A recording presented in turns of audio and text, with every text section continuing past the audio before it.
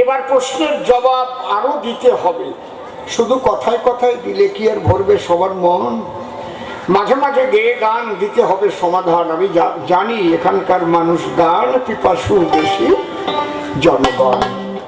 হরি বল, হরি বল, জয় ভগবান।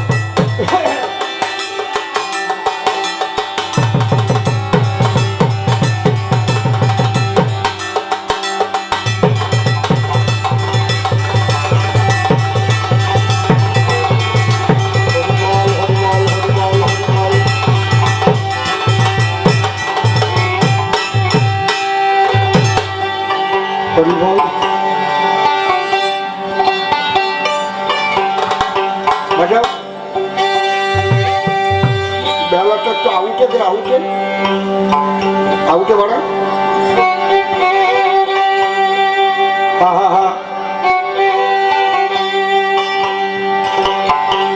ওরে একদিন চুপ করে ডুব দিতে হবে সেই অচিন সাগরে।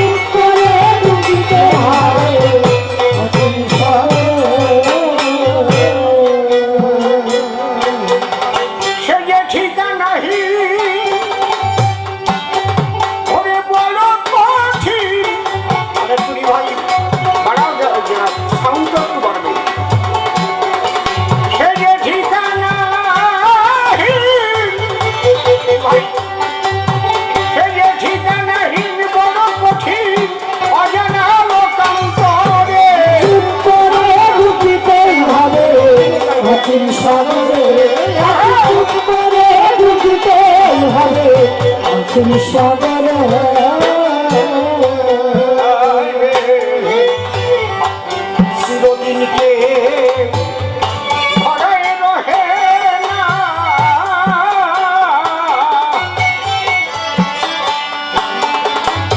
ওরে যে যায় সে আর ফিরে এসে সংবাদ কহে না।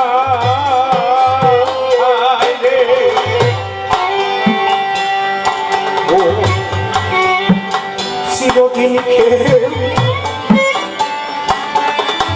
এই ধরায় রহে না, যে যায় সে আর ফিরে এসে সংবাদ কহে না।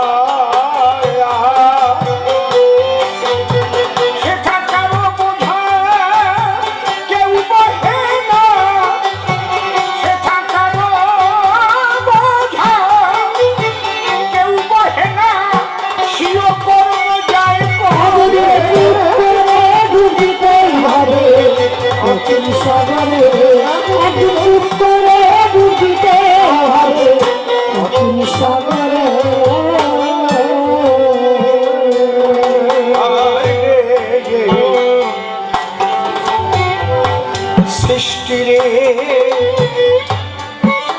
প্রবাহ নেহার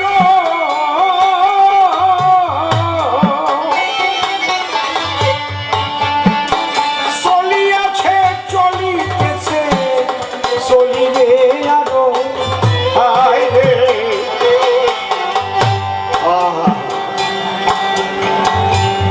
আমি এখন কথা বলছি, একটু পরে এই যে কথা বলার শক্তি আর থাকবে কিনা তা জানি না, তবু কত অহংকার না।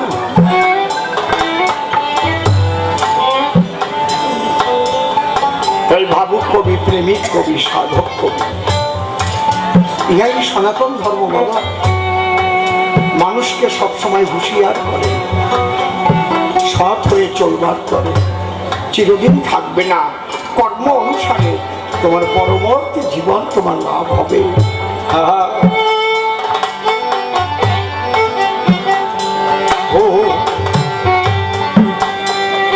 সৃষ্টিরে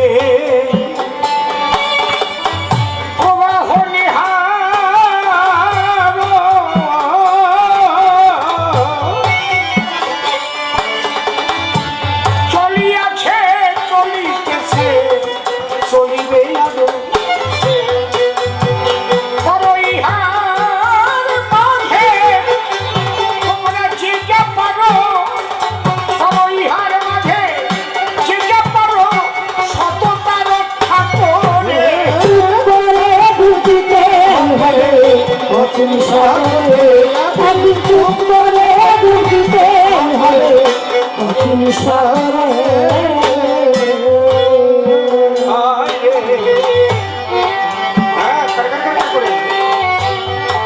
এই মানব দেহ পেয়ে ধরা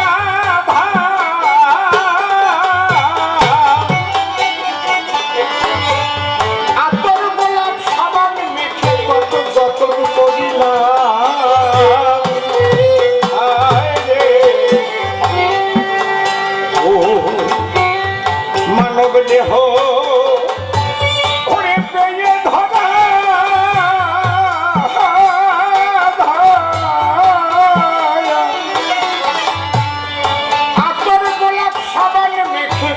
যতন করিলাম আমার এই জনদেহে শেষ করিলাম, আমার এই জনদেহে শেষ করিলাম শ্মশানে কিংবা কবরে। বুঝতে হবে কঠিন স্বরে, চুপ করে বুঝতে হবে কঠিন স্বরে।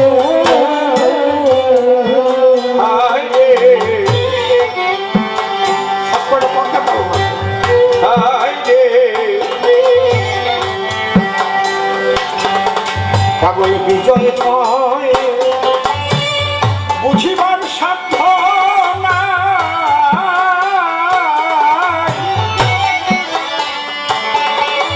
আমি বদ্ধ কূপের মধ্যে থেকে সাগর মাপতে চাই।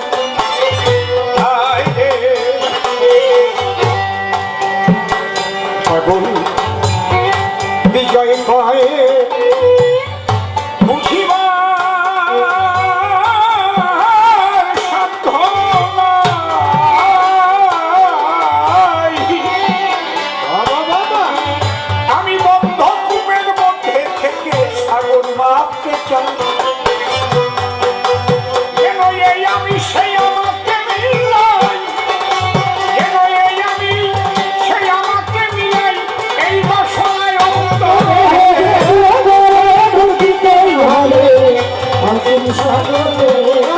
চুপ করে বুঝতে হবে কঠিন স্বরে।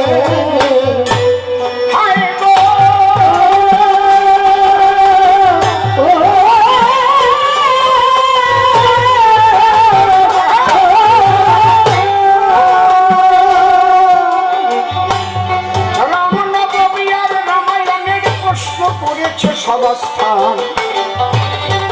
আগে দেখালাম রামকৃষ্ণ গৌরাঙ্গ হরিচাঁদ,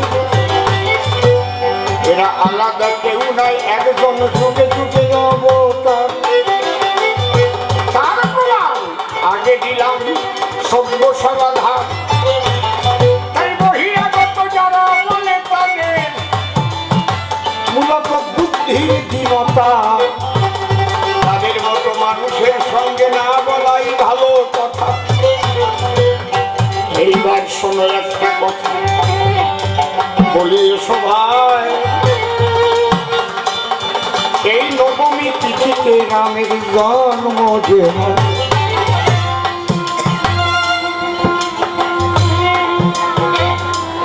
যেমন শ্রীকৃষ্ণের জন্ম হয়েছিল অষ্টমী তিথিতে, এই জন্য কি বলে শ্রীকৃষ্ণের জন্মাষ্টমী, তাই তো নাকি? শ্রীমান মহাপ্রভুর জন্ম হয়েছিল ফাল্গুনী দোল পূর্ণিমা তিথিতে, তাই তো? বাবা হরিচাঁদ ঠাকুর জন্ম নিয়েছিলেন কোন তিথিতে? মধুকৃষ্ণা ত্রয়োদশীতে। শ্রীহরি আসিল তার জন্মতিথিতে, বারুণী মেলা হল। শ্রীকৃষ্ণের জন্মাষ্টমী সনাতনীরা করে যে পালন, রাম নবমীতে জন্ম নিয়েছে আমরা জীবন।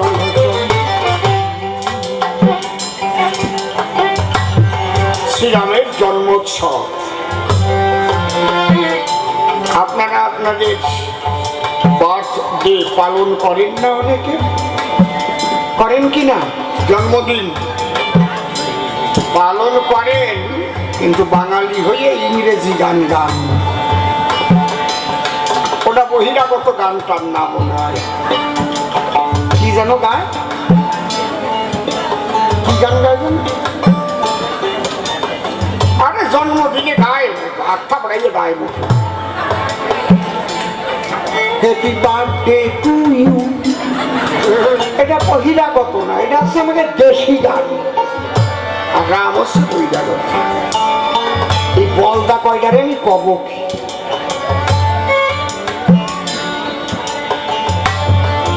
কি সুন্দর একেবারে। তাহলে তোমাদের বার্থডে পালনে তাতে কোনো বাধা নেই। রবীন্দ্র জয়ন্তী পালন করবা, নজরুল জয়ন্তী পালন করবা, এতে কোনো বাধা নাই। রামের জন্ম জয়ন্তী, রামনবমী যেই পালন করবে তখনই গা জ্বলবে, তাই? একটু ভাবিয়ে দেখেন কত বড় ঈর্ষাপরায়ণ হলে তারা রাম সম্পর্কেই কথা বলে।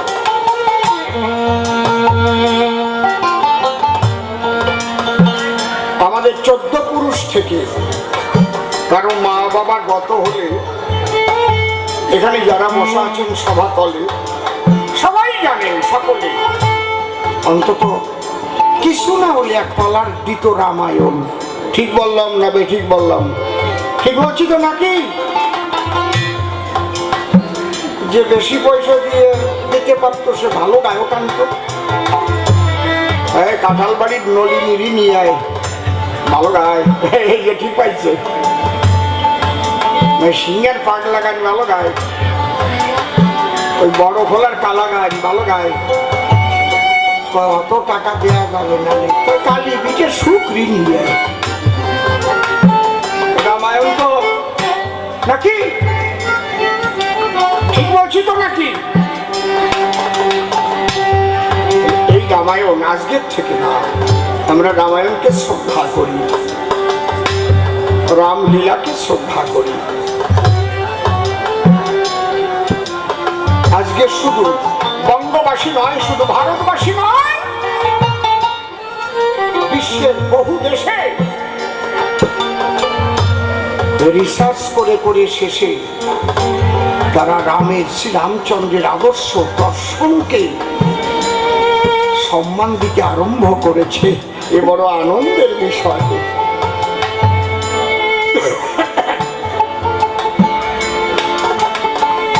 দেখেন, ধর্মের দুটো দিক আমি বলতে গেছিলাম, একটা ব্যবহারিক, একটা আধ্যাত্মিক। শ্রীরামচন্দ্রের যে জীবনী, যে ইতিহাস, তার মধ্যে আধ্যাত্মিক সচেতনতা, তৎসঙ্গে ঐতিহাসিক বহু বারতা, বহু তথ্য রামায়ণের মধ্যে আমরা পাই। একটা সংসার,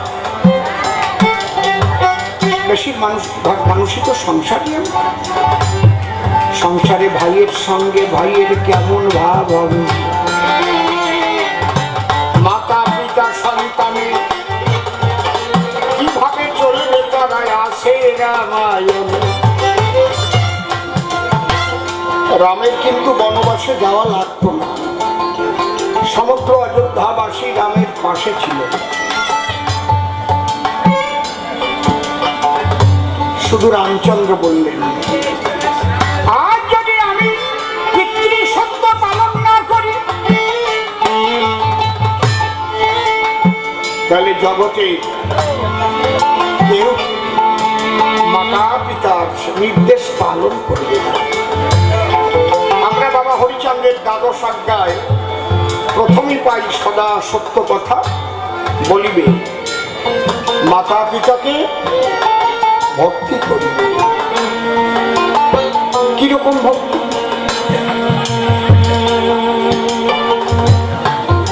রাজ্য সিংহাসন ত্যাগ করে দিল, কাল হবে রাম রাজা, ছিল আজ অধিবাস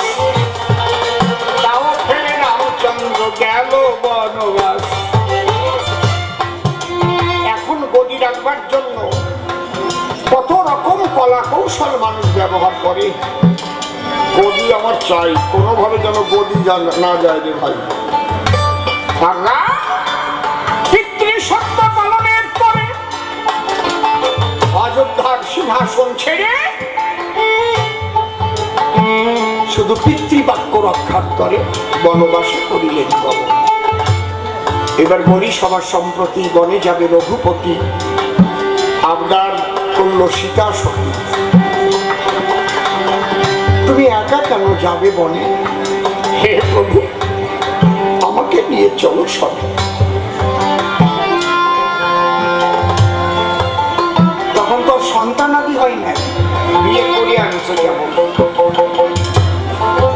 এও তো বলতে পারত, আমার মা মরা দায় থাকে নাই, আমি বনে যাবানি, তুমি তোমার বাবার কথা শুনে যাও গিয়ে, আমি আমার বাবার বাড়ি চলে গেছি। কি আমা, রামায়ণটাকে একটু ভালো করে সংসারে ঢুকিয়ে দেন, দেখবেন সংসারের গন্ডগোল আর থাকবে না। রাজা দশরথ যদি ইচ্ছা করত,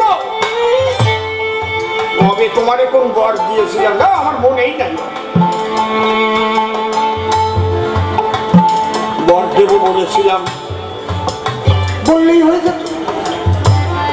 কবে এইসব চাটাম দিচ্ছ আজকে?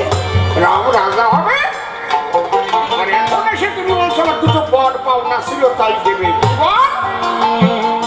বনবাসে 14 বছরের জন্য রাজ যাবে রাম রঘুবর, আর ভরত পাবে রাজ্য সিংহাসন। দশরথ বলতে পারত কিনা আপনারা বলেন? এ তো কোনো লেখাপড়া নাই, কিন্তু বাক্য দিলে বাক্য রাখা। রামায়ণ থেকে সবার দরকার শেখা। বাক্য যখন দিয়েছি বাক্য রাখিব, তাতে যদি মরণ হয় সত্য রক্ষা করিতে করি না মরণের ভয়। এই যে ঠাকুর ভবা পাগলের একটা গান আছে, ঐতিহাসিক ও সত্য কথা, এতে যদি হয় তোর মরণ অমর ফুলে রইবে গান। সত্যের জয় চিরকাল, ঝড় তুফানে ভাঙে না হাত, জীবন খেয়েও বাঁচে তারা, তাদের জীবন যায় না বৃথা। আজকে রবীন্দ্র জয়ন্তী পালিত হয় কেন? রবীন্দ্রনাথের লেখা কবিতা, কাব্য, সাহিত্য একদম নিচের থেকে higher education, super higher education পর্যন্ত করতে হয় নাকি? নজরুলের সাহিত্য, বঙ্কিম সাহিত্য, এগুলো আমাদের পড়তে হয়। ঈশ্বরচন্দ্র বিদ্যাসাগরের জন্মদিন আমরা পালন করি, স্বামী বিবেকানন্দের জন্মদিন পালিত হয়, ক্ষুদিরামের জন্মদিন পালিত হয়, নেতাজির জন্মদিন পালিত হয়। কেন? তাদের কাছ থেকে মানুষ কিছু পেয়েছে, আর রামচন্দ্রের জীবনী থেকে যা পাওয়া গেছে, সারা বিশ্ব মানবের নামকে সম্মান করা উচিত। জয় শ্রীরাম, জয় শ্রীরাম, জয় জয় শ্রীরাম, জয় জয় শ্রীরাম।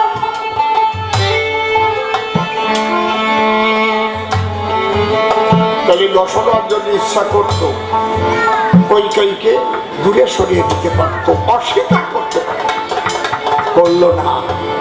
হ্যাঁ, আমার দেবার কথা ছিল, বলেছিলাম তোমাকে দুটো বর দেব, তোমার সেবায় সন্তুষ্ট হয়েছি। আজকে তো সব উল্টো দিকে আর সময় লাগে না নাকি? ভরত দশরথের চরিত্র আদর্শটা, ভরত রামের আদর্শ। বাবা কথা দিয়েছে, বাবার বাক্য পালন করতে। আমি যাব বনে, ভরত সীতা সতী আদর্শ। সীতা কহিল আমি যাব তোমার সঙ্গে, স্বামী সুখে স্ত্রীর সুখ, স্বামী দুঃখে স্ত্রীর দুঃখ। রাম সীতা দুইজনে বনে যাবে গো।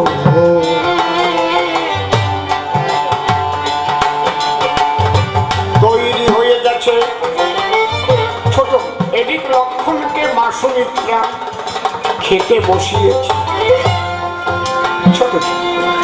লক্ষণ রান্নাঘরে খাচ্ছে। লক্ষণ এখনো জানে না যে এই পর্যন্ত ঘটনা ঘটে গেছে। হঠাৎ সুমিত্রা গোপনে গোপনে আঁচল দিয়ে চোখের জল মুছতেছে। লক্ষণ হঠাৎ দেখে ফেলেছে, মা মা কাঁদছ কেন মা? শাস্ত্রে লেখা রয়, সন্তানকে খেতে দিয়ে যদি কোনো মা চোখের জল ফেলায় সন্তানের অমঙ্গল হয়। কাঁদছ কেন? কাঁদবো না, তুই শুনিস না। না বলো মা, তাহলে আমি খাবো না। একটু তাকিয়ে দেখতো বাইরের দিকে, অযোধ্যায় সেই আনন্দের পরিবেশ আছে কিনা। ওই দেখ পশু পাখির চোখে জল ধরিতেছে, আকাশে বাতাসে যেন হরণ হরণ মনে আহুতাস।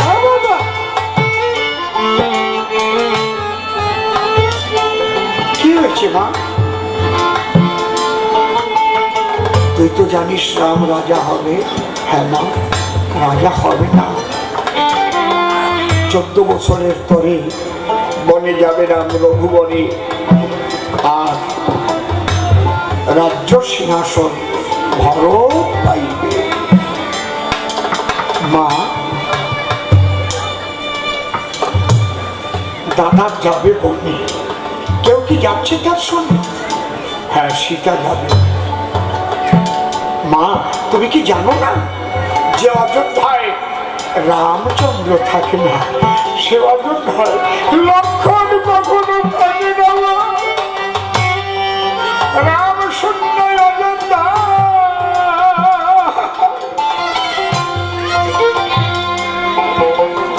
লক্ষণ থাকে না।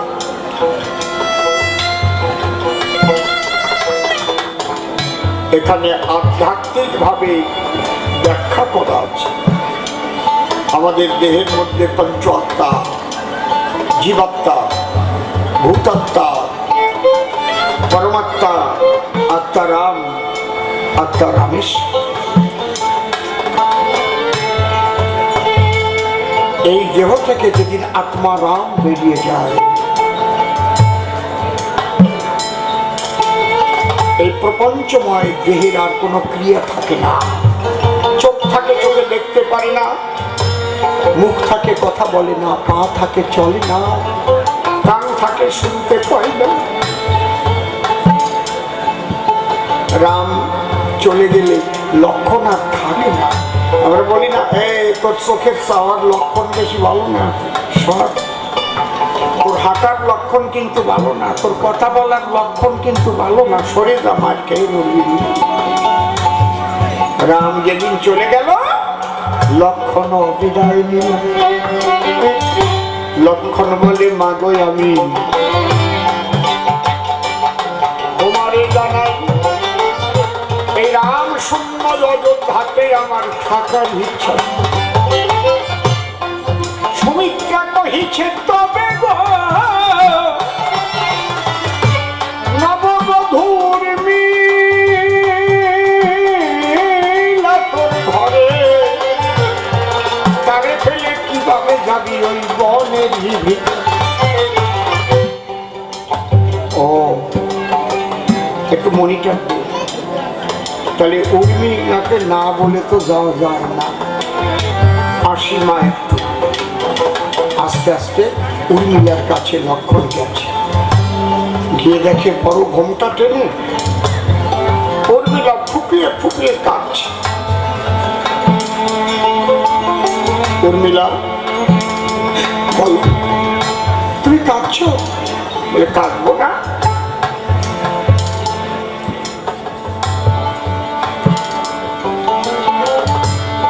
চন্দ্র শূন্য যদি নিশি হয়,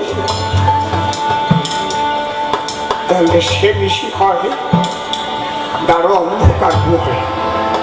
রামচন্দ্র শূন্য যদি অযোধ্যা হয়ে যায়, চেয়ে দেখো আজ পশু পাখিও ভাসিছে নয়নের ধারা। তুমিও কাঁদছ, কাঁদবো না? প্রিয়ে, আমাকে বলো না আমার কি করা কর্তব্য। বলে আমি যা বলবো তুমি কি তাই শুনবে? হ্যাঁ শুনবো। যদি শোনো তা আর দেরি করো না, তুমিও চলে যাও রামের সেবায় দহন বনে।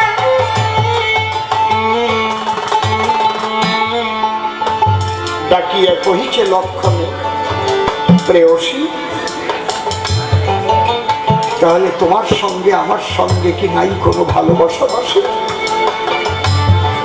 আমাকে তুমি বিদায় দিয়ে পড়ছো আজ বনবাসী। উর্মিলা ডেকে বলে, তোমাকে আমি ভালোবাসি বলেই তো রামের সঙ্গে বনে পাঠাতে চাইছি। বলে তাতে তোমার লাভ কি? আমার লাভ কি বুঝতে পারছো? আমি জানি, আমি একদিন স্বপ্নে দেখেছি দীনবন্ধু রাম মনুষ্য নয়, বলকের হরি হরি হরি বল আমি দেখেছি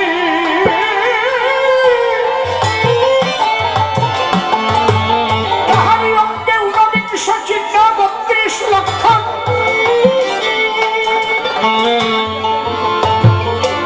কত যোগী ঋষি করে ধ্যান যাকে পাইবার কারণ।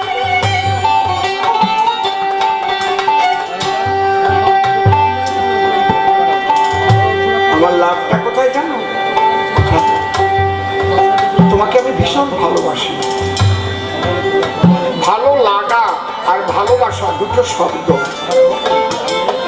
আমি তোমাকে ভালোবাসি, ভালোবাসাটা হচ্ছে আত্মার জগতে, আর ভালো লাগাটা হচ্ছে দৈহিক। তোমার চোখ দুটো ভীষণ ভালো লাগছে, তুমি সাজুগুজু করেছো, তোমাকে ভীষণ ভালো লাগছে,